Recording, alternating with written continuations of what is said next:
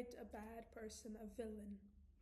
It's interesting because villains in real life and in literature alike do not present themselves in like a weird matrix trench coat and two teeth that are super far apart and are like, hi.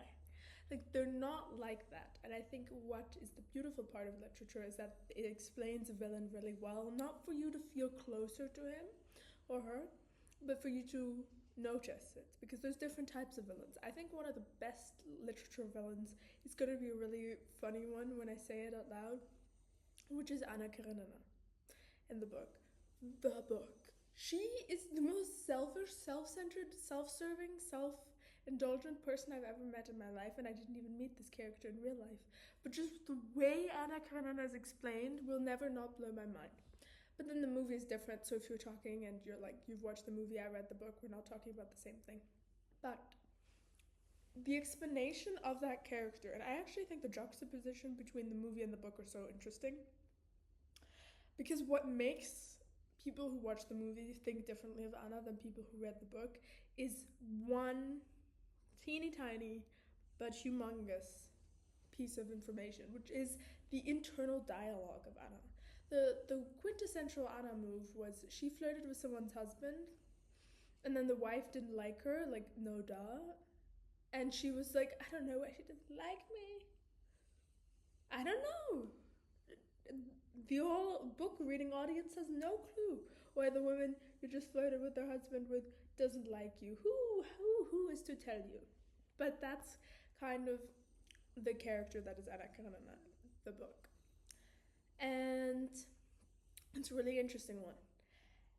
And that's kind of how you have to describe a villain, which is that they're not super, they come in all shapes and sizes, and they come in different ways of describing them. I think describing a villain is the most mental exercise that a writer gets to have, which is, how do I explain this? How do I explain that?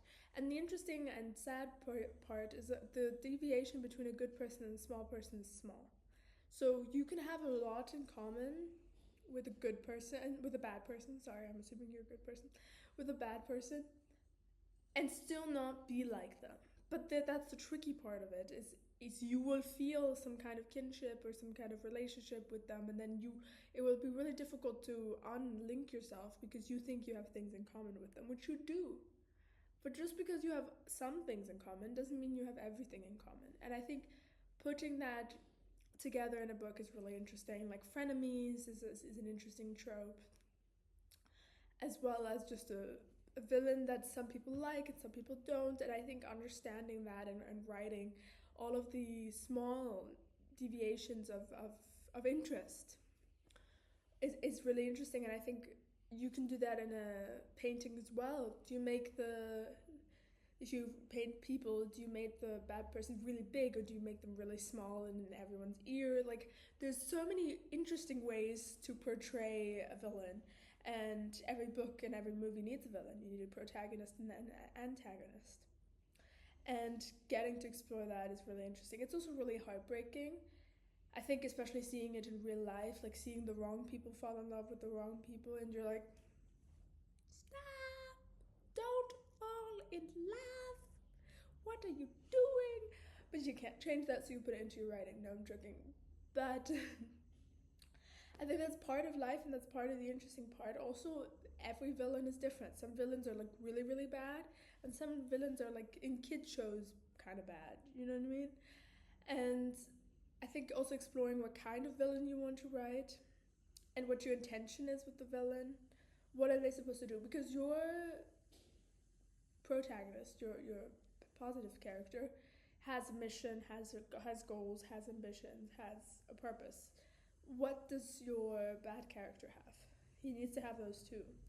And whether he reaches his goals or not, you need to know what his goals are, what his ambitions are, and really, you need to get as close as possible without getting so close that you become soft, because you might over empathize with the bad character. That's not a good idea. So you need just enough closeness to write about it in detail, just enough to see the pores but not enough to feel the heartbeat. But yeah, I hope you enjoyed this. And if you have any questions about this, leave it in the comments and I will definitely answer.